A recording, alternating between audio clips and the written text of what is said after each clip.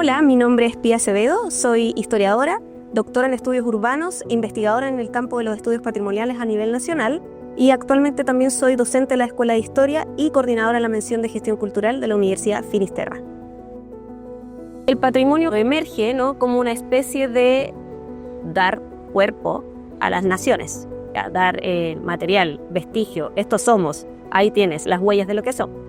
Entonces, evidentemente, la selección de eso iba a ser desde una perspectiva muy elitista, muy estética. Entonces, claramente, toda la trayectoria del patrimonio era precisamente lo contrario a ser más bien transversal, como lo podríamos entender en términos sociales, de género incluso.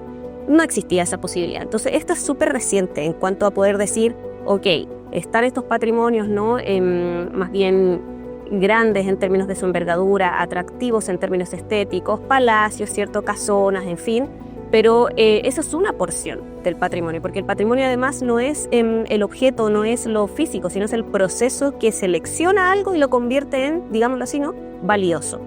Cuantitativamente hay muchos espacios que tributan a procesos industriales que son monumentos nacionales. Tienes pueblos, ciudades completas que en el fondo surgieron al alero de eso y reconocen ahí su identidad, los temas ferroviarios, los temas cupríferos, los salitreros, ¿cachai?, los carboníferos.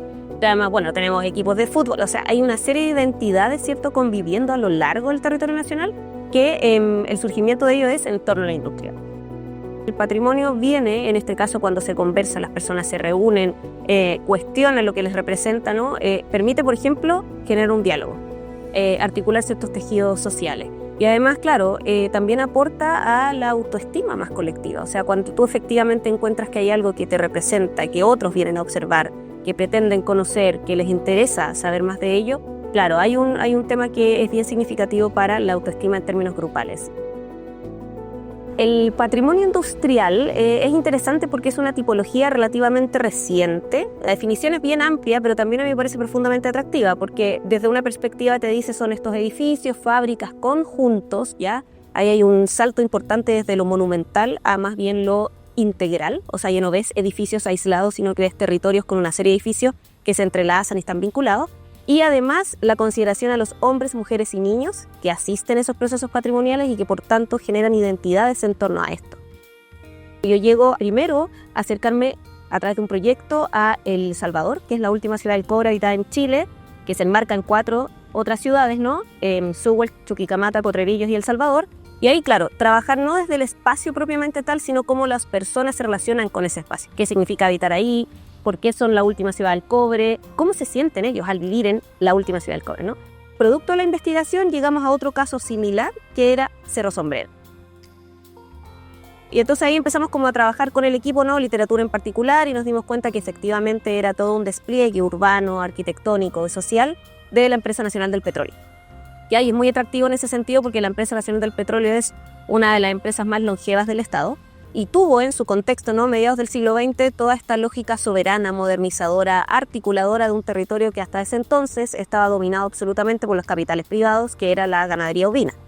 En ese espacio, en esos edificios que efectivamente precian de alta como observación y todo el tema, había gente, ¿no? Había gente, había niños, había mujeres, había hombres que convivían, se desarrollaron, algunos nacieron ahí y no cruzaron al continente varios años, o cruzaban y volvían a su territorio.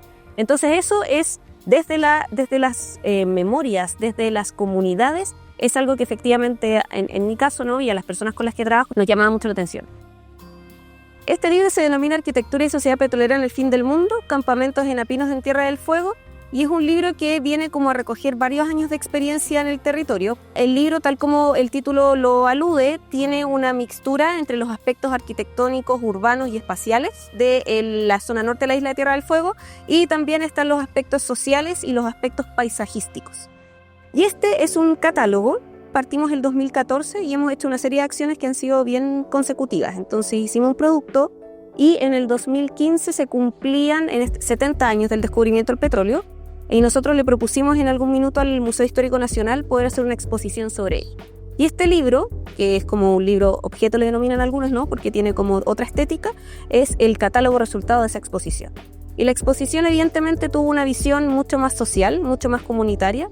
Hay una parte en el fondo productiva, pero acá está un poco lo que uno puede ver de la estética de, en el fondo, construir esa visualidad, ¿no?, del obrero, ¿cierto?, ahí uniformado, detrás con una torre que da cuenta de los avances y en el fondo el dominio productivo que se estaba generando. En el año 2023 postulamos un Ciencia Pública, que es un programa del Ministerio de la Ciencia orientado a divulgar conocimiento ya realizado en distintos formatos. Y cuando hablo de ya realizado, en nuestro caso, postulamos este libro, es decir, como acreditar una investigación en un territorio que tuviera ya cierta trayectoria y decir sí, vamos a nosotros a darnos a la tarea de agarrar toda esa información y llevarla a otro formato. Y en particular ese formato iba a tener una especial atención a la primera infancia. Entonces ahí nosotros trabajamos con un equipo de 2 historiadores, una experta en literatura infantil juvenil, un ilustrador, un diseñador, para poder decir qué formato nos parecería más amable considerando esto, porque esto tenía que estar como centro del trabajo.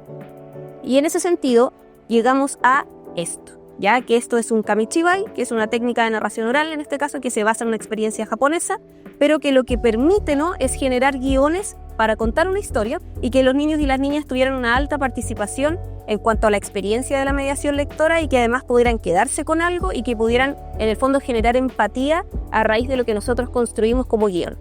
Que para esto nos basamos precisamente en todas las entrevistas que hicimos a hombres y mujeres, hoy adultos, pero que en ese momento eran niños y niñas.